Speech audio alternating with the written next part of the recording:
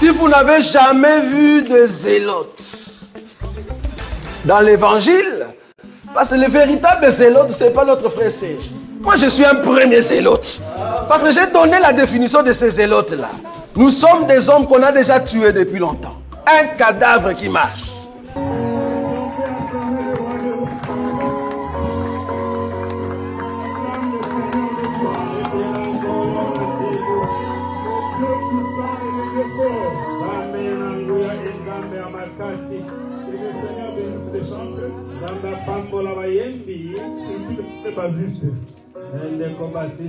Et Dieu vous bénisse. Amen. Vous pouvez reprendre vos places.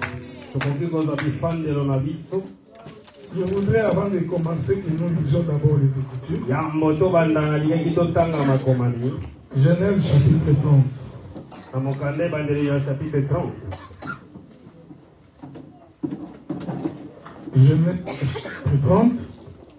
Genèse chapitre 30. Je vais commencer à partir du verset 22.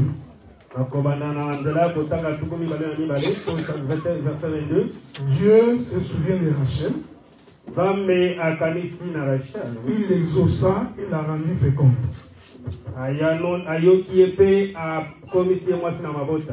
Elle devait enceinte et enfanta un fils. Elle dit, Dieu a enlevé mon opprobre. Elle lui donna le nom de Joseph en disant que l'Éternel m'ajoute un autre fils. Lorsque Rachel lui enfantait Joseph,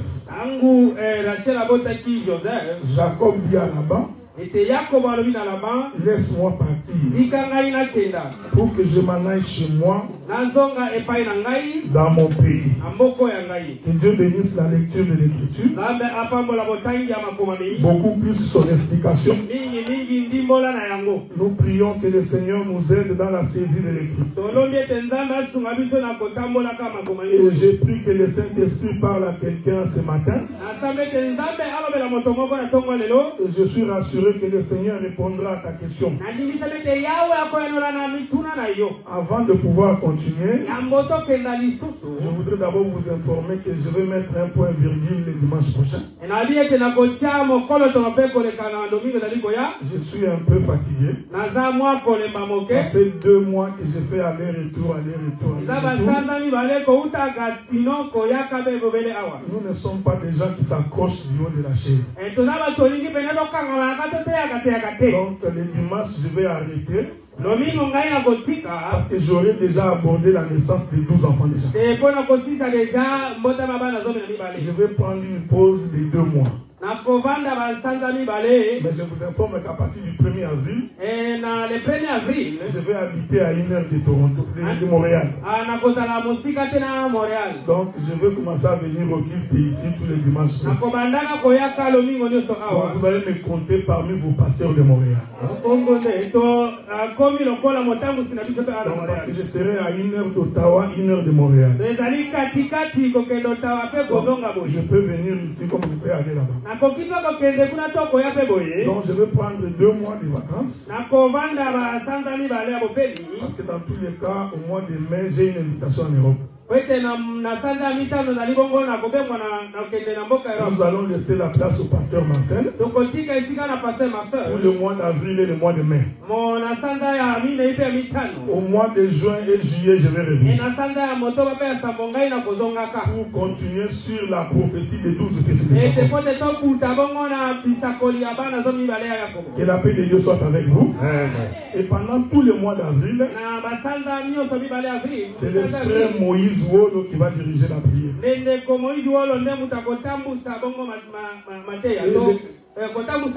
Et le pasteur Marcel va se charger de la prédication. Il fera des programmes comme il veut. Mais à partir du mois de juin, je suis de retour. Donc c'est pourquoi il faut retenir la naissance des 12 fils. Parce que quand nous allons aborder la prophétie des 12 fils, ça va être facile pour beaucoup de des gens. Je pourrais oublier. Voilà pourquoi j'ai saisi l'occasion ce matin. D'abord, de remercier tous les frères et toutes les sœurs qui, malgré les temps difficiles que nous avions connus pendant l'hiver, en tout cas, tous les dimanches, les climats étaient bizarres, tous les temps que j'ai prêché. Même ce dimanche, je pensais que ça allait être mieux, c'est encore moins 10. Mais vous continuez à venir pour écouter la parole. J'ai pris que le Saint-Esprit vous bénisse énormément. Pendant 2 mois, je n'ai pas utilisé ma voiture. Il y a des frères et des sœurs ici qui me donnaient l'argent toutes les semaines pour louer la voiture et mettre le carburant. Je voudrais que le Seigneur vous rende au centuple ce que vous avez donné. Il y a une sœur dans cette église qui chaque matin m'offre les petits déjeuners. Le frère Sam profite pour prendre les petits déjeuners avec moi. Je dis bien tous les dimanches. Je déjeune très bien. Que le Seigneur se souvienne de cette sœur également. Et qu'il les bénisse énormément. Je ne peux pas oublier tous ceux qui sont touchés par la parole, qui ne cessent de nous offrir ici $20, ici $30. Ma prière est que l'Éternel vous rende au centuple ce que vous avez donné. Car il est écrit dans la Bible, je vous rendrai au centuple ce que vous avez perdu. Que la paix de Dieu soit avec vous et que Dieu bénisse tout un chacun. Donc je vais m'arranger, mon bien-aimé Chims, pour que le dimanche prochain je dirige l'équipe. Comme je vais clôturer, j'ai quelque chose de spécial à faire. Parce que je crois que le Seigneur nous inspire des choses. Et puis moi je crois à la mouvance du Saint-Esprit. Et je crois que le Saint-Esprit est capable de faire des choses extraordinaires. Il peut nous amener sur les chemins que nous n'avions pas empruntés. C'est pourquoi nous voulons mettre un accent sur l'exercice des dons de prophétie. Et il faudrait que la prophétie s'exerce fortement au milieu de nous. Je voudrais corriger beaucoup de choses. Il n'est pas interdit aux sœurs de prophétiser. Si tu es une sœur que tu as les dons de prophétie, je voudrais te dire que tu es libre de prophétiser.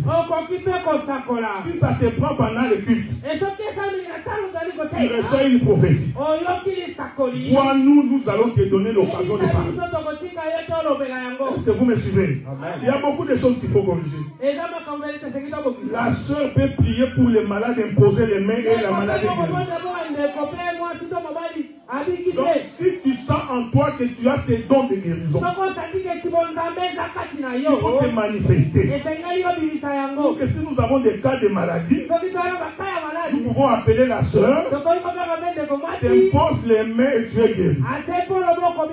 Parce que les dons, c'est pour les frères et pour les sœurs. Ce sont des choses qu'il faut commencer à corriger au milieu de ça. Est-ce que vous me suivez? Amen. Nous pouvons, pendant que nous prêchons comme ça, un cas de maladie se manifeste là-bas. Les sœurs peuvent récupérer les frères et l'amener de reprier. Il ne faut pas attendre que ce soit toujours les ministres qui font ces choses. Est-ce que vous me suivez? Et quand tu as ta prophétie, accepte que nous allons aussi l'examiner.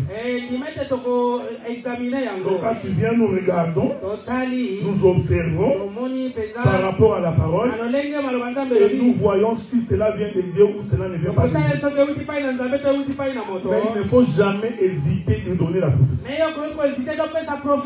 Même si dans ta prophétie tu me vois, que je suis entré dans un hôtel et sorti, c'est la prophétie qu'on me l'a dit. Est-ce que vous me suivez? Il ne faut pas voir, on vient seulement dire, papa, je voici ce que j'ai vu.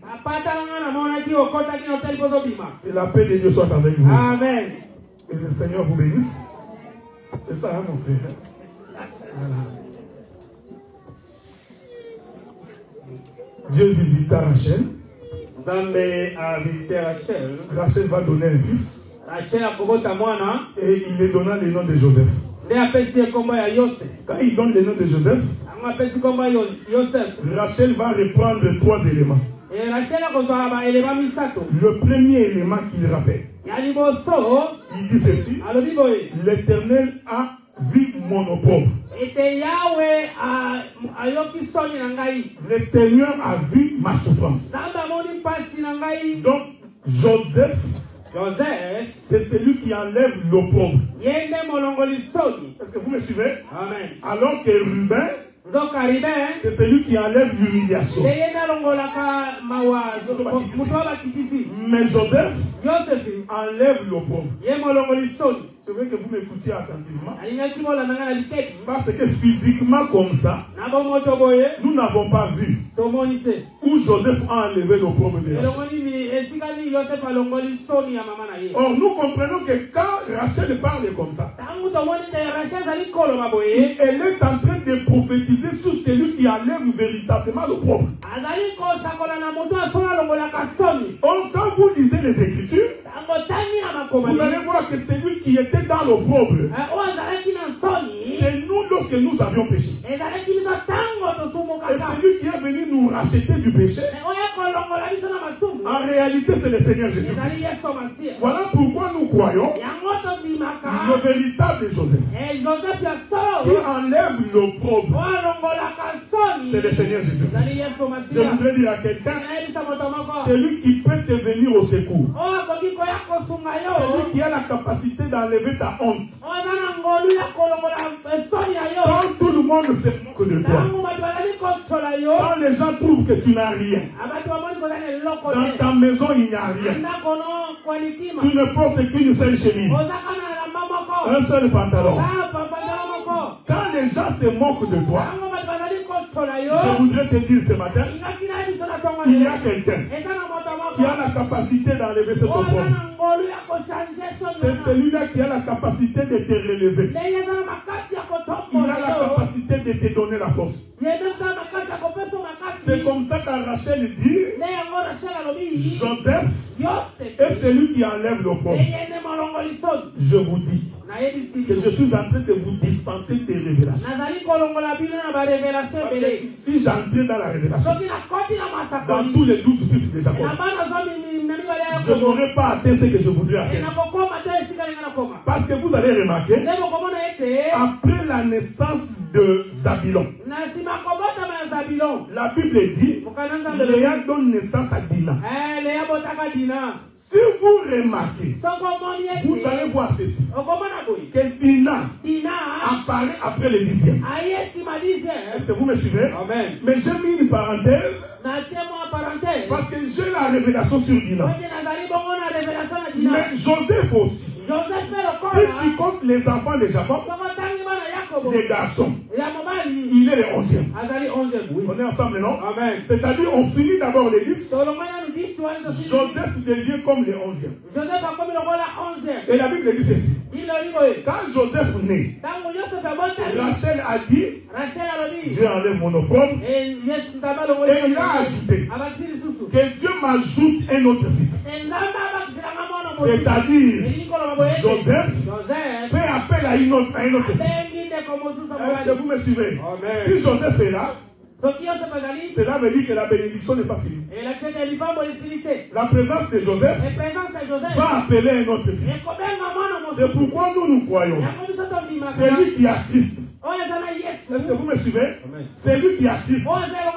Le reste va lui être donné.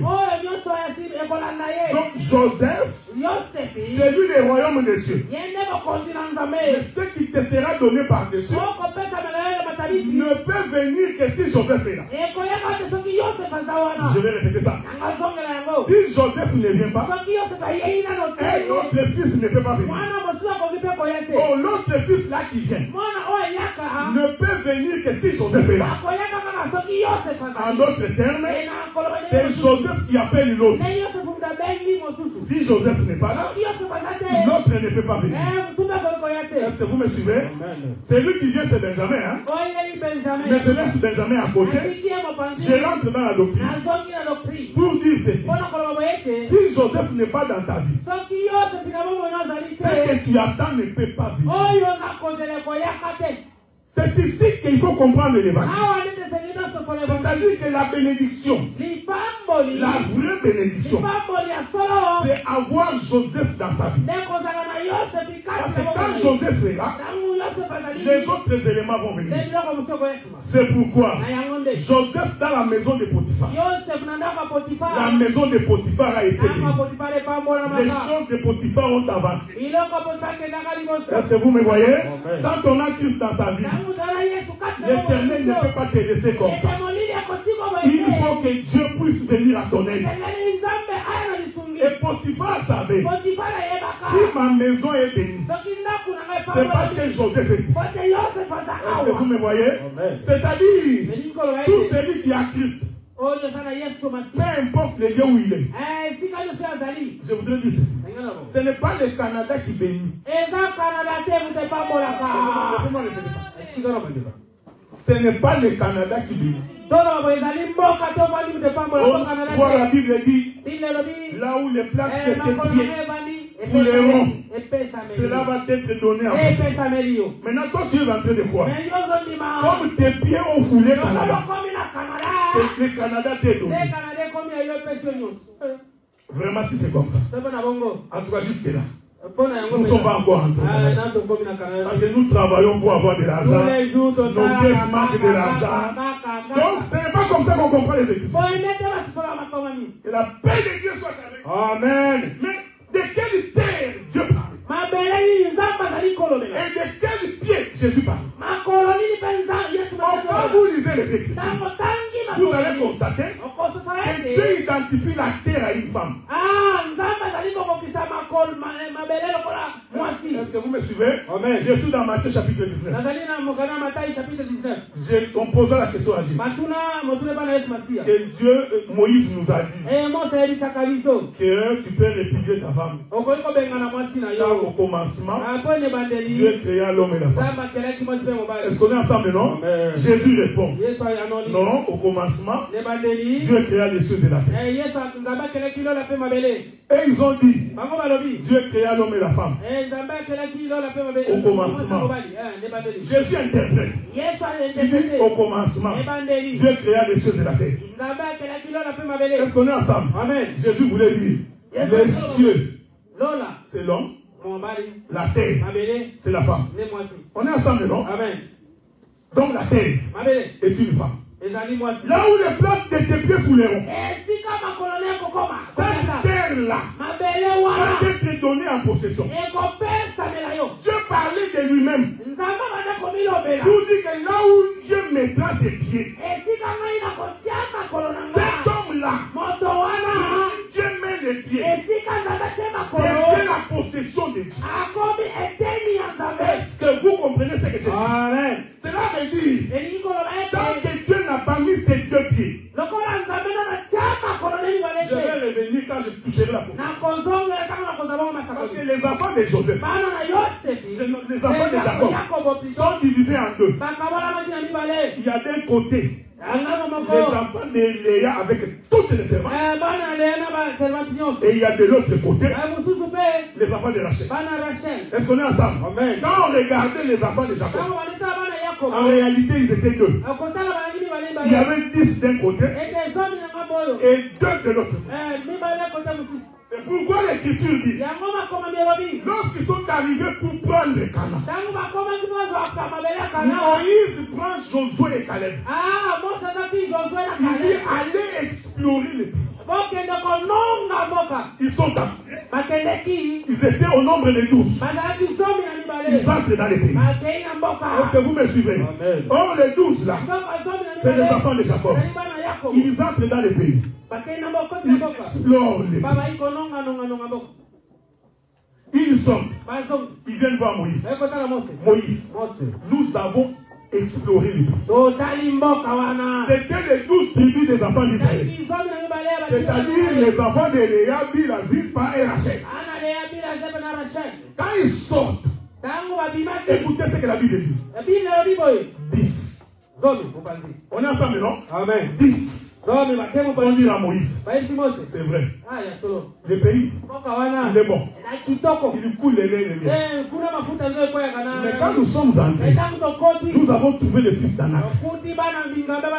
Les enfants d'Anak sont des géants. À leurs yeux, nous sommes comme des sauterelles. En tout cas, ça va être difficile pour nous d'entrer. Est-ce que vous me suivez? Amen. C'est 10 personnes. On dit, nous ne pouvons pas entrer. Moïse, nous allons élire un chef. Nous allons rentrer à l'Égypte. Ce sont les 10. La paix de Dieu soit avec eux. Ils avaient vu Cana à la porte, mais à cause des géants. Il y a des gens comme ça dans la vie. Il a fait toute la marche avec le Seigneur. Il arrive à la porte de la bénédiction. Pour une petite difficulté, il dit non, nous allons nommer un chef. Et nous allons rentrer en Égypte. Or, dans les choses de Dieu, les chefs, on ne les nomme pas. Le chef, c'est celui que Dieu a choisi. Est-ce que vous me suivez? Parce que celui que Dieu a choisi, il a l'onction de Dieu avec lui. C'est pourquoi j'ai toujours dit, on ne devient pas ministre parce que les gens t'aiment. Non, on devient ministre quand on a la charge de Dieu. Est-ce que vous me suivez? Quand les 10 ont dit ça, je voudrais vous dire, les 10 là, c'est tout un pied. Mon corps, tout un pied. Est-ce que vous me suivez? Maintenant, 2 autres vont venir. Josué et Caleb. Ils ont dit à Moïse. Ce qu'ils ont dit est vrai. Oui, il y a des géants. Mais nous, comme nous avons la promesse, que Dieu nous avait dit que nous entrerons. Non, écoutez, frère, écoutez. Quand Dieu te fait la promesse, tu ne regardes pas la taille du problème. Ne regarde pas ta difficulté. Ne regarde pas les problèmes. Aux yeux de l'homme, c'était des géants. Mais comme Dieu a fait la promesse, au Canaan, à Moïse, nous entrerons. Laisse-moi te dire, elle s'accomplira certainement. Quelles que soient les difficultés, les barrières, on peut faire des réunions contre toi, t'empêcher même de servir Dieu. Quand c'est Dieu qui a décidé, il va déplacer les bornes. Est-ce que vous me suivez? Si moi, le docteur est là, je t'empêche, toi qui as le ministère, de servir. Je t'informe, Dieu va m'écarter. Il est le Dieu puissant. Personne ne peut le résister. Je peux sortir ici. Je tombe malade. Je vais à l'hôpital. Dieu décide. Garde ces messieurs-là pendant 24 mois. Tout ça pour te permettre, toi, de rentrer. Voilà pourquoi, frère, on ne combat pas celui qui a la grâce. Parce que l'Éternel est capable de te tirer. J'avais dit ça. Écoutez, tuer est un péché, non? Ça, vous le savez, non? Tuer est un péché. Mais faites attention. Quand Dieu tue, ce n'est pas un péché. C'est l'éternel Dieu qui a tué les enfants d'Israël, les pharaons. Donc quand Dieu tue, ce n'est pas un péché. Est-ce que vous me suivez? Les deux ont dit, nous allons entrer. C'est pourquoi je voudrais te dire, quand Dieu t'a fait la promesse, tu entreras. Est-ce que vous me suivez? Quand tu as Dieu, le reste te sera donné. Doucement. Parce que je vais basculer. Jacob prend la parole. Après la naissance de Joseph, il dit, il est temps. Que tu me laisses partir. Que je rentre dans mon pays. Que la paix de Dieu soit avec vous. Amen. Je répète ça. Premier élément. Tu enlèves mon opprobre. Et j'explique que enlever l'opprobre, c'est être délivré du péché. Est-ce que vous me suivez? Deuxième élément. Il faut que tu en ajoutes. Donc, premier élément, tu m'as enlevé du péché et tu ajoutes. Parce qu'il faut un autre. Est-ce qu'on est ensemble? Je voudrais que tu retiennes ça. J'étais d'abord dans la doctrine. Pour dire qu'ajouter là, c'est ce qu'on appelle ce que Dieu donne au-dessus. Ça, tout prédicateur peut le dire. Même toi là, tu peux prêcher ça. Tu as donné Joseph, il va t'ajouter. Il t'ajoutera des maisons. Ça là c'est facile. Est-ce que vous me suivez? Quand quelqu'un s'arrête ici, même s'il parle bien, il n'a pas prêché. Parce qu'il y a une pensée d'ajouter. Maintenant écoutez, un jour, Jésus vient pour aller à Golgotha. Les disciples lui disent, Maître, tu ne peux pas aller à Jérusalem. Parce qu'à Jérusalem, on cherche à Dieu. Jésus regarde Pierre. Il dit, Pierre, arrière de moi Satan. Parce que ta pensée là est la pensée du diable. Est-ce que vous me suivez? Amen. Jésus poursuit son discours. Il a dit ceci. Il est avantagé pour vous que je m'en aille. Parce que si je vais, le consolateur. Est-ce que vous me suivez? Amen. Je répète ça. C'est-à-dire que la présence de Christ annonce la venue du Saint-Esprit. Si Christ n'est pas là, le Saint-Esprit ne peut pas venir. Je vais exhorter quelqu'un. Quand l'église n'a pas Christ, quand l'église n'a pas la parole, les gens qui tremblent là, les gens qui parlent en langue là, les gens qui tombent là, ce n'est pas le vrai Saint-Esprit. Le vrai Saint-Esprit, il vient après la parole. C'est pourquoi Jésus a dit, baptisez-le, enseignez-le, ensuite ils recevront le don du Saint-Esprit. C'est-à-dire que s'il n'y a pas la parole, le Saint-Esprit ne vient pas. Je ne sais pas si vous me saisissez. Oui, je vais ajouter une écriture. Dieu prend Pierre. Il dit va chez Corneille. Corneille. Donnez les offrandes. Les aumônes. Laisse-moi dire à quelqu'un. Dieu peut aussi t'exaucer pour l'aumône. Si c'est pour ton offrande, Dieu peut t'exaucer. Dieu avait vu que cet homme de Corneille, il donnait beaucoup. Mais il lui manquait les amis. Est-ce que vous me suivez? Donner n'est pas synonyme que tu as les amis. Il vient te donner plus que toi. Toi, tu laisses que toi qui sais donner. Il donne des millions. Donc, ce n'est pas parce qu'il donne que c'est un bon monsieur. Il y a des gens qui pensent que c'est lui qui donne beaucoup, là. Ou tu m'as là, moi. Non. Ça, tu as confondu les choses. Si celui qui donne n'a pas Dieu, il donne pour sa chair. Il donne pour qu'on les voit. Corneille donnait. Mais Dieu savait que non. Cette offrande ici, pour qu'il y ait la forme, je dois envoyer Pierre. Pierre rentre. Il commence à prêcher. Est-ce que vous me suivez? Jusque-là, Corneille n'a jamais reçu le Saint-Esprit. Malgré le fait qu'il donnait. Mais quand Pierre a commencé à parler, et que la parole est entrée dans Corneille, la Bible dit, Pierre a sursauté, que ces gens ont commencé à parler en langue, que Dieu a répandu le Saint-Esprit. Dieu donne le Saint-Esprit pour un cœur disposé à écouter la parole.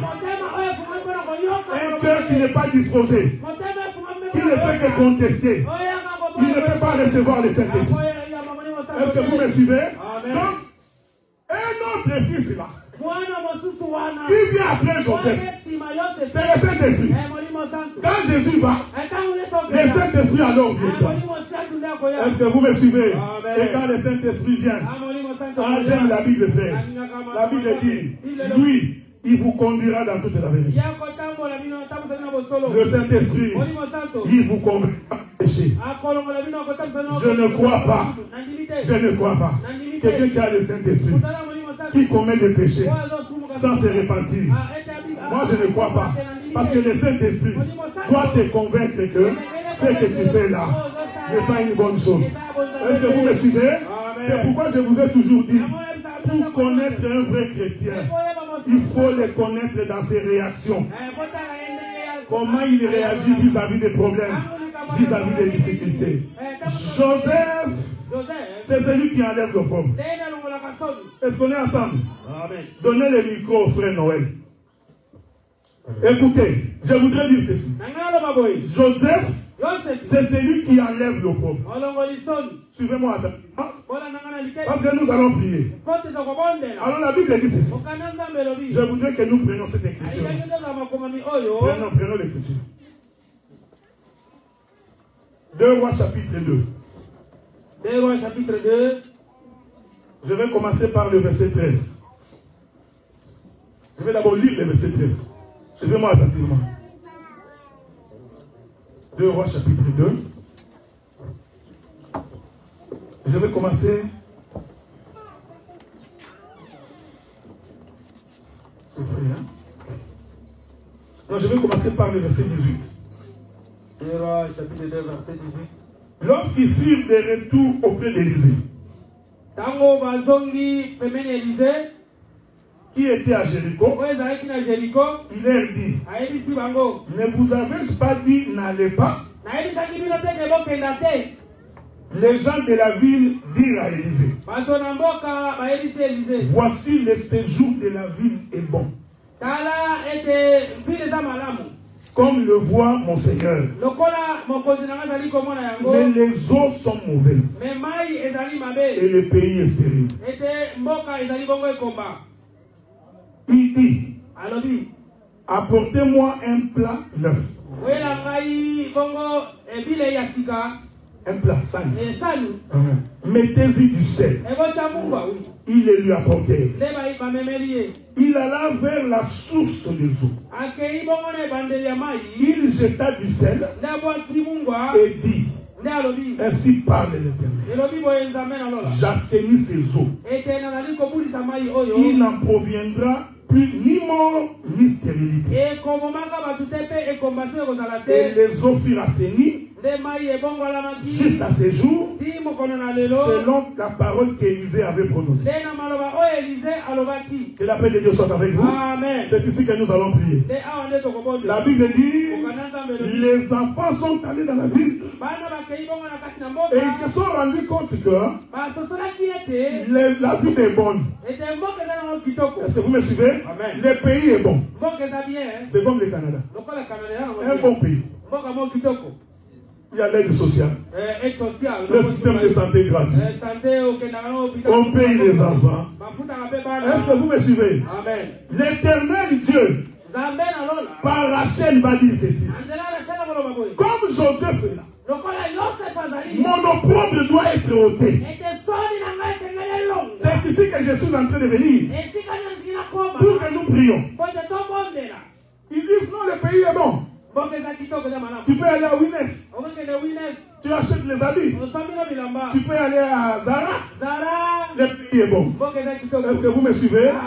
Il y a les laits de 3%. Dans ce pays, même quand tu ne manges pas, juste les laits les joues grosses. Est-ce que vous me suivez? Tous ceux qui arrivent après 10 ans, il va grossir. Même s'il n'y a rien, il va grossir. Un piaquet qui grossit dans ce pays. Mais il y a un problème. Les eaux sont mauvaises. Est-ce que vous me suivez? Non, laisse-moi parler à quelqu'un. Les eaux sont mauvaises.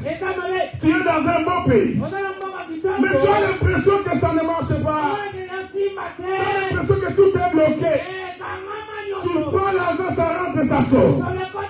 On te paye, tu vis à chaque paye chèque. Tu es dans les moins. Le pays est bon. Mais les eaux sont mauvaises. Élisée, nous avons un problème. Donc je voudrais que tu restes connecté au Saint-Esprit. Le pays est bon. Mais les eaux sont mauvaises. Ah, il y a un problème.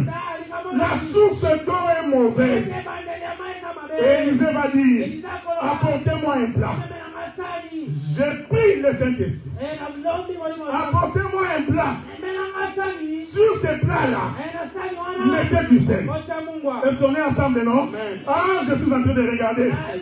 Un jour, Hérode demande à sa fille, qu'est-ce que tu veux que je fasse pour toi? Parce que la maman de cette fille vivait dans l'impudicité. C'était une femme adultère. Est-ce que vous me suivez? Les eaux étaient mauvaises. Maintenant la fille dit, tout ce que je te demande, c'est la tête de Jean-Baptiste. Que la paix de Dieu soit avec nous. Oh Jean-Baptiste, c'est tout un prophète. C'est le prophète de Dieu. Mais qui a réclamé la tête de Jean-Baptiste? C'est la femme qui vivait dans les péchés. Est-ce que vous me suivez? La Bible dit, coupez-moi la tête de Jean-Baptiste. Mais mettez ça sur un plat. Est-ce que vous me comprenez? Élisée a dit, apportez-moi du sel.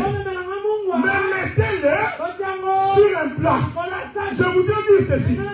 La tête de Jean-Baptiste, c'est le sel. Or l'écriture dit, si le sel perd sa valeur, il n'a aucune utilité. Et Jésus continue.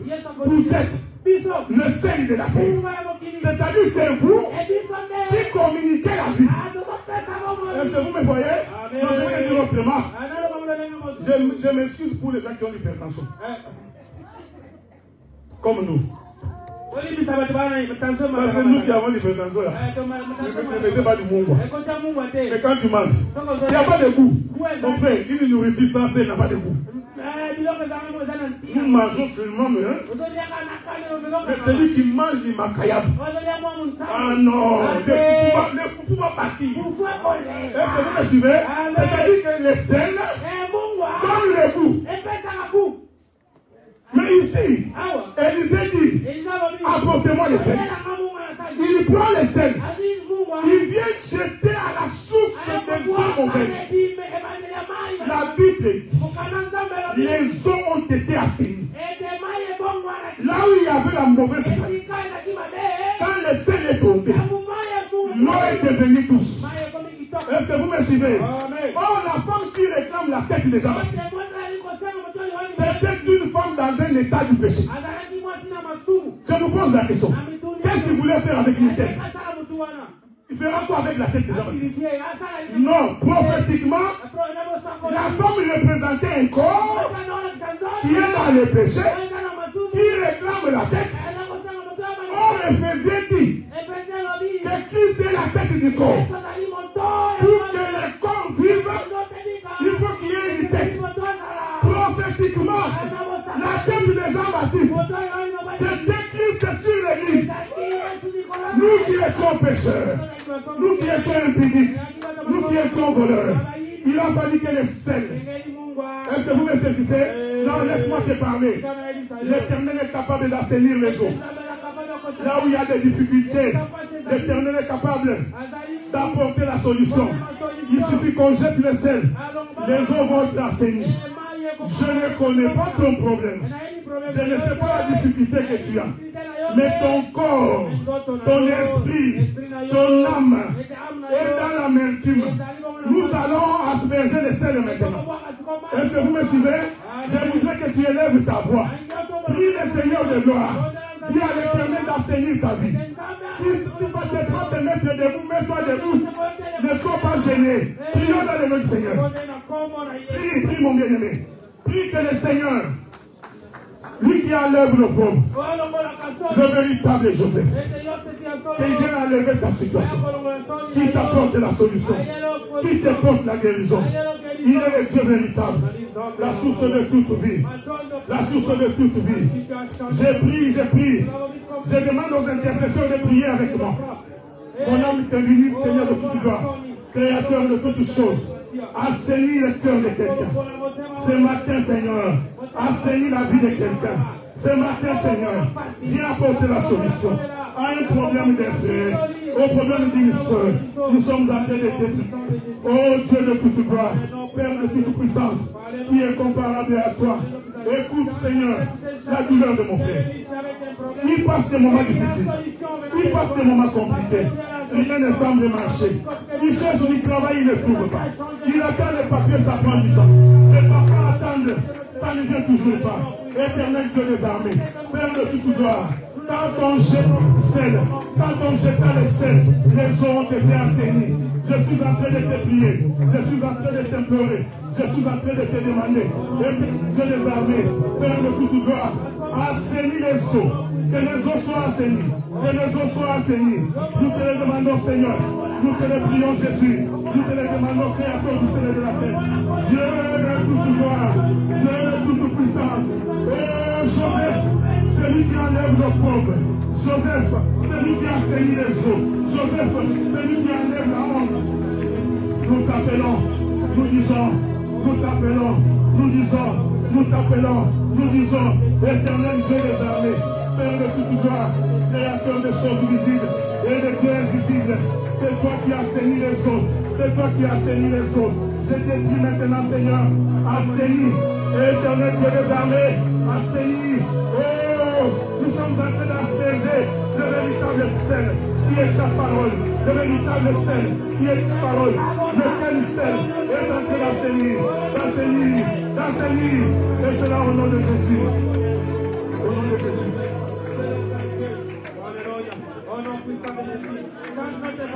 Bénissons ton nom. Bénissons ton nom. Bénissons ton nom. Bénissons ton nom. Bénissons ton nom. Au nom de Jésus. Au nom de Jésus. Au nom de Jésus.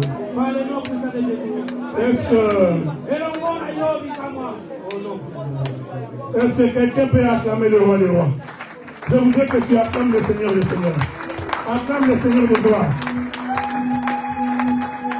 Regardez, regardez, regardez. 2 Rois chapitre 4.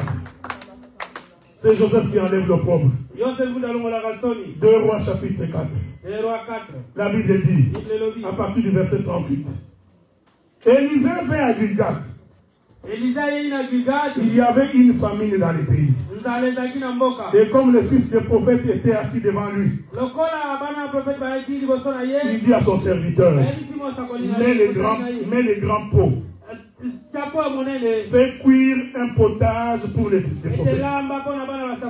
Verset 39. L'un d'eux sortit dans les champs pour cueillir des herbes. Il trouva une vigne sauvage. Il prit les colonquettes sauvages. Est-ce que vous me suivez? Amen. Plein son vêtement. Il rentra. Je voudrais que tu restes connecté, même pendant que je suis en train de prêcher. Il les coupa en morceaux dans le pot où il y avait le potage, car on ne les connaissait pas. Le verset 40. On servit à manger à ces hommes. Mais dès qu'ils eurent mangé du potage, ils crièrent, la mort est dans le pot. Homme de Dieu, nous ne pouvons pas manger. Élisée dit, prenez de la farine. Il en jeta dans le pot et dit, sert à ces gens qu'ils mangent. Il n'y avait plus de mauvais dans le pot. Que la paix de Dieu soit avec vous. L'Écriture dit, Élisée arrive à Gilgal. Quand il arrive à Gilgal, les fils des prophètes se présentent devant. Il avait envie de les nourrir. Il appelle un de ses serviteurs. Il lui prépare à manger. Faites un potage. Je vais servir ces gens. Pendant qu'on préparait, il y a un qui est sorti dehors. Est-ce que vous me suivez? Cet homme-là était dans la maison d'Élisée. Ils sont dehors. Donc je voudrais attirer l'attention des chrétiens. La mort, c'est lorsqu'on sort dehors.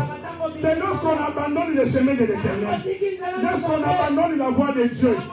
On apporte la mort dans la maison. Je voudrais exhorter quelqu'un. Même dans le couple, celui qui va dehors, il amène la mort dans la maison. Tu amèneras la mort dans ton comportement, dans ta manière d'être. Toi qui as les yeux tout le temps sur TikTok, c'est là que tu vas prendre des références. Tu es instruit par TikTok. Tu ramènes ça dans la maison. Tu es en train d'amener la mort. Est-ce que vous me suivez? Et sorti, il va cueillir les colonquettes sauvages. Est-ce que vous me suivez? Je vous évite beaucoup de choses ici. Les colonquettes sauvages, c'est ce qui est dans la forêt. C'est ce qui n'est pas dans la maison. Oh, nous mangeons la nourriture de la maison. Nous ne mangeons pas ce qui vient de la forêt. Souvenez-vous de Jacob. Dieu dit à Esaü, Isaac dit à Esaü, prépare-moi à manger. Je vais manger, je vais te bénir. Esaü n'a pas compris. Il est allé à la chasse. Il est allé chercher dans la forêt. Non, Rebecca va dire à Jacob, ton père ne mange pas ce qui vient de la forêt. Regarde dans la parcelle ici. Va prendre l'animal. Est-ce que vous me suivez? On ne mange pas une nourriture d'ailleurs. Il dit, il est ici à côté. On prit l'animal. Le père mangea et il bénit le peuple. Le serviteur est sorti. Il prend les colonquettes sauvages. Il amène ça. Il ajoute dans la nourriture de Dieu. Écoutez, frère, un mauvais enseignement, c'est ce qu'on ajoute dans ce que Dieu a dit. C'est-à-dire, ça donne l'impression que c'est bon. C'est comme si c'est Dieu qui a parlé. Mais à l'intérieur, on a coupé des petites ailes. On a mis à l'intérieur. Que la paix de Dieu soit avec toi. Un véritable fils de Dieu. Il a la langue exercée. Il a la langue exercée pour distinguer les coups. Est-ce que vous me suivez? La voix de Dieu ne mange pas n'importe qui. Dès que les fils des prophètes ont goûté, oh Dieu, mon Seigneur, il y a la mort dans les peaux. Écoutez, frère, quand tu doutes de l'enseignement, il faut poser la question. Est-ce que vous me suivez? Ne sois pas comme Jésus. C'est Jésus qui est la brebis qu'on amène à la boucherie. Toi, tu n'es pas la brebis qu'on amène à la boucherie. Il faut que tu vérifies ce que tu manges. Si tu as des doutes, pose la question. L'église qui ne pose pas de questions ne grandit pas. Nous grandissons dans les questions. C'est dans le partage que la connaissance s'accroît. Ils ont goûté. Ils ont dit non. La mort, oh homme de Dieu, la mort est ici. Ce que nous voyons ici, non, n'est pas une nourriture qu'on peut manger. Ah, j'aime le prophète Élisée. Et l'homme qui avait reçu la double onction, il dit apportez-moi la farine. Que la paix de Dieu soit avec vous. Oh, la farine, c'est le blé moulu. Est-ce que vous me suivez? Oh, le blé moulu. Le Seigneur a expliqué que je suis le grain de blé.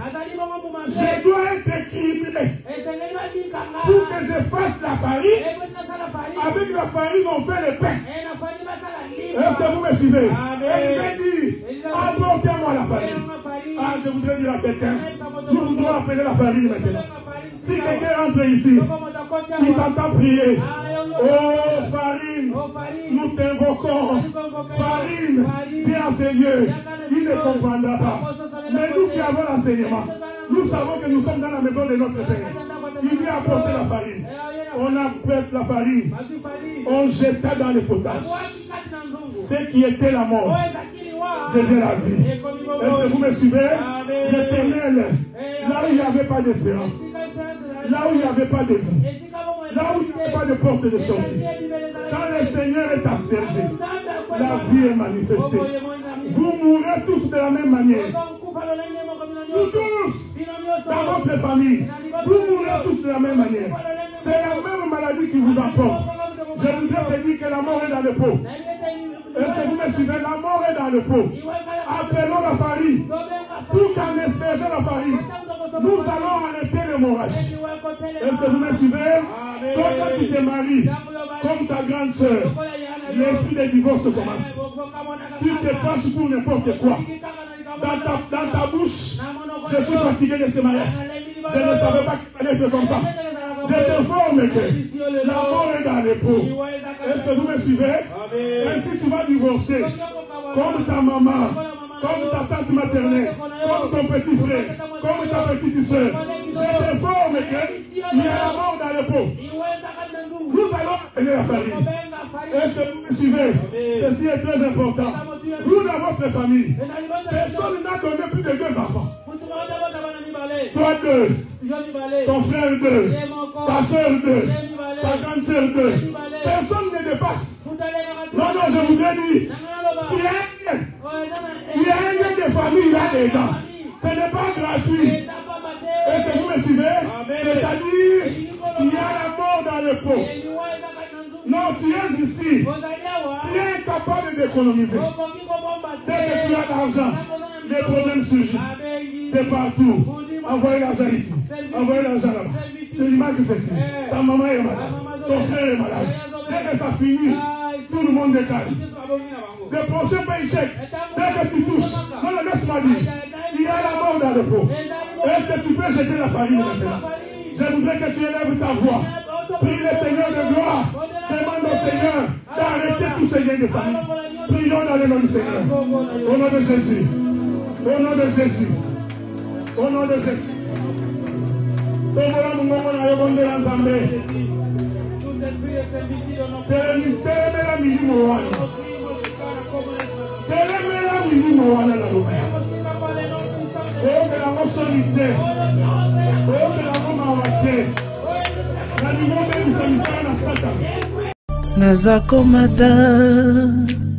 Nazakomata ngai, nazakomata ngai, nga nazakomata